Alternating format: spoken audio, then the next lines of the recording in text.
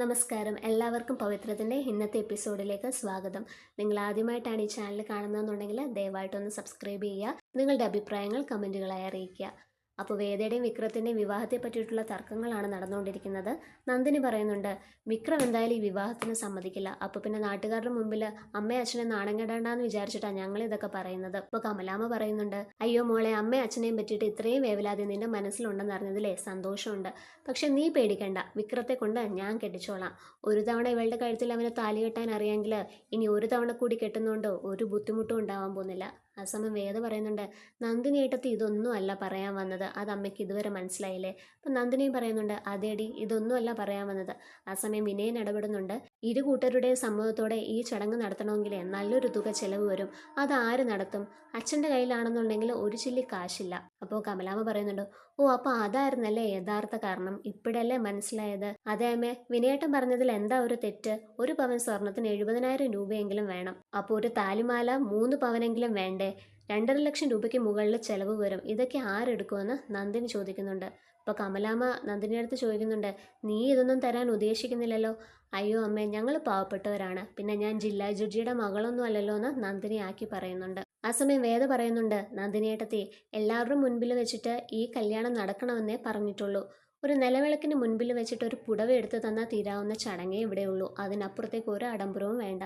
അപ്പോൾ കമലാമ്മയും പറയുന്നുണ്ട്, അതെ, ദൈവത്തിൻ്റെ മുന്നിൽ വെച്ചിട്ട് ഇവരൊരു നല്ല ജീവിതം തുടങ്ങുന്നു, അത്രേ ഉള്ളൂ. ഇതെല്ലാം കേട്ടിട്ട് നമ്മുടെ വിക്രം അവിടെ നിന്ന് വരുന്നുണ്ട്. എന്നിട്ട് വിക്രം ചോദിക്കുക, അമ്മ ആരുടെ ജീവിതം തുടങ്ങുന്ന കാര്യമായി പറയുന്നതെന്ന്. അപ്പോൾ നന്ദിനി പറഞ്ഞു തുടങ്ങുന്നുണ്ട്, നിന്റെ ജീവിതത്തിൻ്റെ കാര്യം തന്നെയാണ്. നീ ഒന്നും അറിഞ്ഞില്ലേ?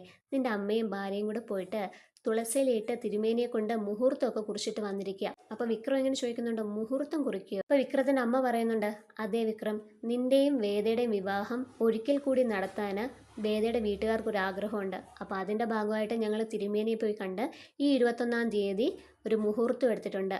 ആ ദിവസം നീ ഇവളുടെ കഴുത്തിൽ ഒരിക്കൽ കൂടി താലി കെട്ടണം. ഇതെല്ലാം കേട്ടിട്ട് ദേഷ്യപ്പെട്ടിട്ട് വിക്രം ചോദിക്കുന്നുണ്ട്, ആരോട് ചോദിച്ചിട്ടാണ് നിങ്ങൾ ഇതൊക്കെ തീരുമാനിച്ചത്? അപ്പോൾ അമ്മ പറയുന്നുണ്ട്, നിന്റെ തീരുമാനപ്രകാരം ഒരു തവണ നീ ഇവളുടെ കഴുത്തിൽ താലി കെട്ടിയില്ലേ, ഇനി ഞങ്ങളുടെ തീരുമാനപ്രകാരം നീ ഒരു തവണ കൂടി ഇവളുടെ കഴുത്തിൽ അങ്ങ് താലി കെട്ടിയാൽ മതിയെന്ന്. അപ്പോൾ ദേഷ്യത്തോടെ തന്നെ വിക്രം പറയുന്നുണ്ട്, ഇതൊന്നും നടക്കില്ല, ഇതൊക്കെ ഇവളുടെ അടവായിരിക്കും. ഈ വീട്ടിലേക്ക് ഞാൻ താലി കെട്ടിക്കൊണ്ട് വന്നാലേ ഇവൾക്ക് ഈ വീടെല്ലാം ഭരിക്കാമല്ലോ. അപ്പോൾ വേദ പറയുന്നുണ്ട്, അനാവശ്യം പറയരുത് വിക്രം, ഞാൻ അച്ഛനെയും അമ്മേനെയും ഭരിക്കാനോ?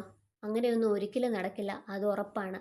അപ്പോൾ വിക്രം പറയുന്നുണ്ട്, നിന്റെ ഒരു ഉറപ്പ്? ഇവളെയും കൊണ്ട് ഞാൻ താലി കെട്ടിക്കൊണ്ട് ഇങ്ങോട്ട് വന്നാലേ ഇവളുടെ തനി സ്വഭാവം ഇവളെ കാണിക്കും. അപ്പോൾ കമലാമ്മ പറയുന്നുണ്ട്, വേദമോളുടെ സ്വഭാവം എവിടെ വരെ പോകുമെന്ന് ഞങ്ങൾക്കറിയാം അല്ലേ ശ്രീജയെന്ന്. ആ സമയം ശ്രീജയും പറയുന്നുണ്ട്, ഇവള് നിന്റെ ഭാര്യയാണെന്ന് നാട്ടുകാർക്ക് എല്ലാവർക്കും അറിയാവുന്ന കാര്യമാണ്. അപ്പോൾ പിന്നെ അവളുടെ വീട്ടുകാരുടെ ആഗ്രഹപ്രകാരം ഒരിക്കൽ കൂടി ഈ ചടങ്ങ് നടക്കുന്നതിന് എന്താ പ്രശ്നം? നീ അതങ്ങ് സമ്മതിച്ചേക്ക്. പിന്നെ ഒരു കാര്യമേ ഉള്ളൂ, ഈ ചടങ്ങ് നടത്താനുള്ള ചെലവ് ഉണ്ട്, അത് നീ ഒന്ന് കണ്ടെത്തണം, അത്ര മാത്രം ചെയ്താൽ മതിയെന്ന്.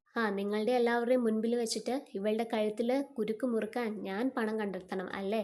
അപ്പോൾ വേദ പറയുന്നുണ്ട്, അയ്യോ വിക്രം, കുരുക്ക് മുറുക്കൊന്നും വേണ്ട, അത് മൂത്ത ഏട്ടത്തിയായ ശ്രീജേട്ടത്തി തന്നെ ചെയ്തോളും. നിങ്ങൾ കഴുത്തിൽ താലി ഒന്ന് വെച്ച് തന്നാൽ മതി. അപ്പോൾ ശ്രീജയൻ പറയുന്നുണ്ട്, അതെ, ഇവളുടെ വീട്ടുകാരുടെ മുന്നിൽ വെച്ചിട്ട് ഒരിക്കൽ കൂടി കല്യാണം കഴിക്കുന്നതിന് നിന്റെ കയ്യിലും കുറച്ച് പണമൊക്കെ വേണ്ടേന്ന് വിക്രത്തിൻ്റെ അടുത്ത് ശ്രീജ ചോദിക്കുന്നുണ്ട്. ആ സമയം വിക്രം ദേഷ്യത്തോടെ ശ്രീജയെടുത്ത് പറയുന്നുണ്ട്, ദേ ശ്രീജയെടുത്തി, നിങ്ങളായതുകൊണ്ടാണ്. അപ്പോൾ കമലാമ്മ ചോദിക്കുന്നുണ്ട്, ഇല്ലായിരുന്നെങ്കിൽ നീ എന്ത് ചെയ്യും? അവളെ തല്ലുവോ അതോ അടിക്കുവോ? എന്നാ ഒന്ന് കാണട്ടേടാന്ന് പറഞ്ഞിട്ട് ദേഷ്യത്തോടെ വിക്രത്തിൻ്റെ അടുത്ത് ചോദിക്കുക. ആ സമയം ദേഷ്യം സഹിക്കാൻ വയ്യാതെ അവിടെ ഇരിക്കുന്ന ഗ്ലാസ് എല്ലാം തല്ലിപ്പൊട്ടിച്ചിട്ട് വിക്രം അവിടെ നിന്ന് ഇറങ്ങി പോകുന്നുണ്ട്. അപ്പം നന്ദിനി പറയുന്നുണ്ട്, അമ്മേ വിക്രം നല്ല ദേഷ്യത്തിലാട്ടോ. അപ്പോൾ കമലാമ്മ പറയുന്നുണ്ട്, അവൻ്റെ ദേഷ്യം ഞാൻ കുറേ കണ്ടിട്ടുള്ളതാ. കുട്ടി ഒരു കാര്യം ചെയ്യുക, വിനയനെ വിളിച്ചുകൊണ്ട് പോയി റൂമിലിരിക്കുക എന്ന് പറഞ്ഞിട്ട് അവരവിടുന്ന് പോവാണ്. അങ്ങനെ വേദയും പറയുന്നുണ്ട്, വിക്രത്തിൻ്റെ കാര്യം ഞാൻ നോക്കിക്കോളാം എന്ന് പറഞ്ഞിട്ട് വേദ വിക്രത്തിൻ്റെ അടുത്തേക്ക് വരികയാണ്. ആ സമയം വിക്രം അവിടെ ദേഷ്യം സഹിക്കാൻ വയ്യാതെ റൂമിലിരിക്കുന്ന സാധനങ്ങളൊക്കെ എടുത്തെറിയുന്നുണ്ട്. അന്നേരം വേദ ചോദിക്കുന്നുണ്ട്, എന്തിനാണ് വിക്രം ഇത്ര ദേഷ്യം? ഒരു നല്ല കാര്യമല്ലേ അവർ പറഞ്ഞത്? ഈ ദേഷ്യത്തിന് എന്നെ കൈ കിട്ടിയാലും ഇയാളെടുത്ത് എറിഞ്ഞാനേലോ? അപ്പം വിക്രം പറയുന്നുണ്ട്, അതേടി, നിന്നെ ചാക്കി കെട്ടി ഇല്ലം കിടത്തിയാലും പിന്നെ നീ പതുങ്ങി കയറി വരുമല്ലോ പൂച്ചയെ പോലെ. നിനക്ക് ഇത്തിരി പോലും അഭിമാനമില്ലേ, നാണോ മാനോ ഇല്ലേ എന്നൊക്കെ ചോദിക്കുക. അപ്പം വേദ പറയുന്നുണ്ട്, എല്ലാവരുടെ മുൻപിൽ വെച്ച് ബലമായിട്ട് എൻ്റെ കഴുത്തിൽ നിങ്ങൾ താലി കെട്ടിയപ്പോൾ ആ അഭിമാനമൊക്കെ അങ്ങ് ഇല്ലാതായി പോയതാ. പിന്നെ നാണം, അത് നിങ്ങളുടെ അച്ഛമ്മ പറഞ്ഞിട്ടുണ്ട്, ഭർത്താവിൻ്റെ മുൻപിൽ നാണം ഒന്നും കാണിക്കാൻ പാടില്ല എന്ന്. വിക്രത്തിന് നാണം വരുന്നുണ്ടോ? നാണം പെണ്ണുങ്ങളുടെ മാത്രം കുത്തകയല്ല കേട്ടോ, അത് ആണുങ്ങൾക്കും ആവാന്നിങ്ങനെ വേദ പറയുന്നുണ്ട്. ഈ സമയം വിക്രത്തിന്റെ ദേഷ്യം സഹിക്കാൻ വയ്യാതെ ഇതെന്തൊരു മാരണമാ ദൈവമേ എന്ന് പറഞ്ഞിട്ട് അവിടെ പോയിട്ടിരിക്കുന്നുണ്ട്. എന്തായാലും തുളസിയിലിട്ട് നോക്കിയിട്ട് തിരുമേനി പറഞ്ഞു, ഇനി നിങ്ങളല്ലാതെ എൻ്റെ ജീവിതത്തിൽ മറ്റൊരാളില്ലാന്ന്. അപ്പോൾ പിന്നെ എല്ലാവരുടെ മുൻപിൽ വെച്ചിട്ട് അതങ്ങ് അംഗീകരിക്കുന്നതിന് എന്താ? നിങ്ങൾ ഒരു കാര്യം ചെയ്യും, ഈ കല്യാണം നടത്താനുള്ള ചെലവിനുള്ള പണം കണ്ടെത്താൻ നോക്ക്. ഇനി അതിന് നിങ്ങൾക്ക് പറ്റുന്നില്ല എന്നുണ്ടെങ്കിൽ എൻ്റെ അടുത്ത് ചോദിച്ചോളൂ, ഞാൻ കടമായിട്ട് തരാം. കുറേശ്ശെ നിങ്ങൾ എനിക്ക് തന്നു തീർത്താൽ മതി, ചാക്ക് ചുമന്നിട്ടോ എങ്ങനെയാണെന്ന് വെച്ചാൽ തന്നു തീർത്താൽ മതി എന്ന് പറയുന്നുണ്ട്. അപ്പം വിക്രം ചോദിക്കുന്നുണ്ട്, നീ പറയുമ്പോൾ ഞാൻ ജോലിക്ക് പോകണം അല്ലേ? എന്നിട്ട് വിക്രം ഇങ്ങനെ മടുത്തിട്ട് പറയാണ്, വേദ നിന്റെ ലക്ഷ്യം എന്താണെന്ന് എനിക്കറിയില്ല, പ്രതികാരമാണെന്നുണ്ടെങ്കിൽ അതൊന്ന് പെട്ടെന്ന് തീർത്തിട്ട് ഇവിടുന്ന് ഒന്ന് ഇറങ്ങിപ്പോവാനായിട്ട് വിക്രം പറയുന്നുണ്ട്. ആ സമയം വേദ പറയുന്നുണ്ട്, ഇല്ല, എല്ലാവരുടെ മുൻപിൽ വെച്ചിട്ട് ഈ വിവാഹം നടക്കണം, എന്നാലേ എനിക്ക് ഈ വീട്ടിലും നിങ്ങളുടെ മുൻപിലും സ്വാതന്ത്ര്യം ഉണ്ടാകത്തുള്ളൂ. അങ്ങനെ സ്വാതന്ത്ര്യം കിട്ടിയിട്ട് വേണം നിങ്ങളെ വറുചട്ടിയിലിട്ട് എനിക്കൊന്ന് വറക്കാൻ. ആ സമയം വിക്രം പറയുന്നുണ്ട്, ഈ വിവാഹം ഒരിക്കലും നടക്കില്ല, അതാണ് സത്യം. അപ്പൊ വേദയും വിക്രത്തിന്റെ അടുത്ത് ചലഞ്ച് ചെയ്യുകയാണ്. എന്നാൽ പിന്നെ അതൊന്ന് കാണണമല്ലോ, ഈ വിവാഹം ഉറപ്പായിട്ട് നടക്കും, നിങ്ങൾ എൻ്റെ കഴുത്തിൽ താലി കെട്ടുകയും ചെയ്യും. പിന്നീട് കാണിക്കുന്നത് മാഷിനെയും കമലാമ്മേനെയാണ്. മാഷ് അവിടെ ഇങ്ങനെ എന്തോ ആലോചിച്ചുകൊണ്ടിരിക്കുകയാണ്. അപ്പോൾ കമലാമ്മ ചോദിക്കുന്നുണ്ട്, മാഷ് എന്താ എത്ര ആലോചിക്കുന്നത്? അങ്ങനെ ആലോചിക്കാതിരിക്കാൻ വേണ്ടിയിട്ട് ഇവിടെ നല്ല കാര്യങ്ങളൊന്നും നടക്കുന്നില്ലല്ലോ കമല. ആ സമയം കമല ചോദിക്കുന്നുണ്ട്, മാഷിന് എന്തിനാണ് ഇത്ര ദേഷ്യം? അവരുടെ രണ്ടുപേരുടെയും വിവാഹം നടത്തി കൊടുക്കില്ല എന്നുള്ള വാശി എന്തിനാണ്? അത് തന്നെയാണ് കമലെ എനിക്കും ചോദിക്കാനുള്ളത്. നിങ്ങൾ എന്തിനാണ് ഒരു മണ്ടത്തരം ഇനിയും ആവർത്തിക്കാനായിട്ട് നോക്കുന്നത്? മാഷേ, വേദ നല്ല കുട്ടിയല്ലേ, അവളോട് എന്തിനാണ് മാഷിന് ഇത്രയ്ക്ക് ദേഷ്യം? വേദ നല്ല കുട്ടിയാണ്, അവളോട് എനിക്ക് ഒരു ദേഷ്യവുമില്ല, അവളോട് സ്നേഹം മാത്രമേ ഉള്ളൂ. അവളുടെ ജീവിതം തകരരുതെന്ന് വിചാരിച്ചിട്ടാണ് ഞാൻ ഇതെല്ലാം പറയുന്നത്. ആ സമയം കമലാമ്മയും പറയുന്നുണ്ട്, അത് തന്നെയാണ് മാഷെ എൻ്റെ മകനെക്കുറിച്ച് ഞാൻ ആലോചിക്കുന്നത്. എല്ലാ അമ്മമാരും ആൺമക്കളെ പറ്റിയിട്ട് അങ്ങനെ തന്നെയാണ് വിചാരിക്കുന്നത് കമല. അവർ മാനസിക രോഗിയായാലും അവർക്ക് ജോലി ഇല്ലാന്നുണ്ടെങ്കിലും എങ്ങനെയെങ്കിലും അവനെ കൊണ്ടൊരു പെണ്ണ് കെട്ടിച്ചു കഴിഞ്ഞാൽ എല്ലാം ശരിയാവുമെന്നാണ് എല്ലാ അമ്മമാരുടെയും വിചാരം. അത് തന്നെയാണ് നീയും ചെയ്യുന്നത്. പക്ഷെ ആ പെൺകുട്ടിയുടെ ജീവിതം ആരും ഓർക്കാറില്ല എന്നിങ്ങനെ മാഷ് പറയുന്നുണ്ട്. എന്നിട്ട് കമലാമ്മ പറയുന്നുണ്ട്, മാഷ് പറയുന്നതൊക്കെ ശരിയായിരിക്കും, പക്ഷേ വേദയുടെ കാര്യത്തിൽ അങ്ങനെയല്ല. വേദ നല്ല കുട്ടിയാണ്. അവള് വിക്രമിൻ്റെ ജീവിതത്തിലേക്ക് വന്നു കഴിഞ്ഞാൽ ഈ വീടിന് ഐശ്വര്യം കൊണ്ടുവരും. വിക്രമിന് മാത്രമല്ല, നമ്മളുടെ 3 ആൺമക്കൾക്കും അതിനുള്ള മാറ്റങ്ങൾ ഉണ്ടാവും. ഇപ്പൊ തന്നെ മാഷ് നോക്കിക്കേ, വിഷുവിന് മാറ്റങ്ങൾ വന്നു തുടങ്ങിയിട്ടുണ്ട്. അതുപോലെ വിനയനും.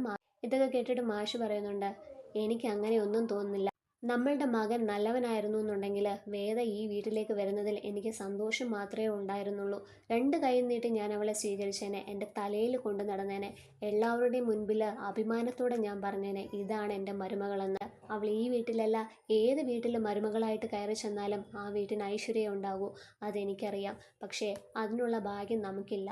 ഈ അപരാധത്തിന് ഞാൻ കൂട്ടു നിൽക്കില്ല എന്ന് പറഞ്ഞിട്ട് മാഷ് അവിടുന്ന് എഴുന്നേറ്റ് പോവുകയാണ്. പിന്നീട് കാണിക്കുന്നത് ശ്രീജേനെയും വിശ്വത്തിനെയാണ്.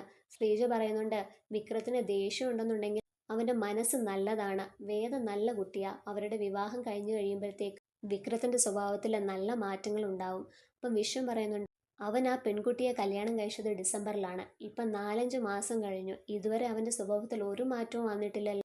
അതൊക്കെ വരും വിശ്വേട്ടാ. അവൾ ഈ വീട്ടിലേക്ക് വന്നു കയറിയതിന് ശേഷം നമ്മുടെ ജീവിതത്തിൽ തന്നെ എന്തെല്ലാം മാറ്റങ്ങളുണ്ടായി. വിശ്വേട്ടൻ്റെ മാറ്റങ്ങൾ വന്നില്ലേ?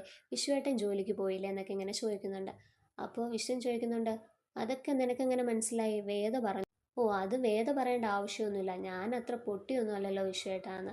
അപ്പം വിശ്വൻ പറയുന്നുണ്ട്, അത് നീ പറഞ്ഞത് ശരിയാണ്, വേദയ്ക്ക് മനുഷ്യൻ്റെ മനസ്സറിയാനുള്ള കഴിവുണ്ട്. പിന്നെ എൻ്റെ മോളൊരു കാര്യം ആവശ്യപ്പെട്ട് കഴിഞ്ഞാൽ എനിക്ക് അത് വാങ്ങിക്കൊടുക്കാനുള്ള പണം വേണമല്ലോ, അപ്പം ജോലിക്ക് പോയാലേ പറ്റുള്ളൂ.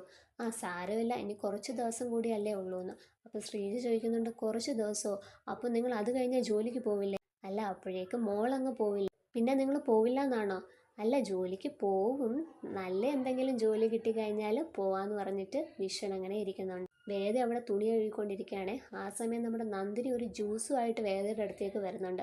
അപ്പം വേദ ഇങ്ങനെ അതിശയത്തോടെ നോക്കുകയാണ് നന്ദിനിയടത്തി ജ്യൂസുമായിട്ട് വരുന്നത്. അപ്പോൾ വേദ ചോദിക്കുന്നുണ്ട്, എന്ത് പറ്റി നന്ദിനിയടത്തി, എനിക്ക് ജ്യൂസുമായിട്ടൊക്കെ വരുന്നു?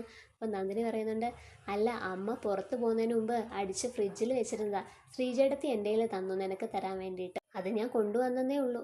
നീ പേടിക്കണ്ട, ഞാൻ ഇതിനകത്തൊന്നും കലക്കിയിട്ടില്ല കേട്ടോ. അപ്പോൾ വേദ പറയുന്നുണ്ട്, അങ്ങനെ ഒരു പേടി എനിക്കില്ല. ഇനി അഥവാ ഇതിനകത്ത് എന്തെങ്കിലും കലക്കി എനിക്ക് എന്തെങ്കിലും പറ്റിയാൽ നന്ദിനിയേട്ടത്തേക്ക് ഇവിടെ സമാധാനത്തോടെ ഇരിക്കാൻ പറ്റുമെന്ന് തോന്നുന്നുണ്ടോ? അങ്ങനെ നന്ദിനിയേട്ടത്തി കൊണ്ടുവന്ന ജ്യൂസൊക്കെ നോക്കി വേദ ഇങ്ങനെ അതിശയത്തോടെ നിൽക്കുന്നത് കാണിച്ചിട്ടാണ് ഇന്നത്തെ എപ്പിസോഡ് അവസാനിക്കുന്നത്. അപ്പോൾ എല്ലാവർക്കും ഇന്നത്തെ എപ്പിസോഡ് ഇഷ്ടമായെന്ന് വിശ്വസിക്കുന്നു.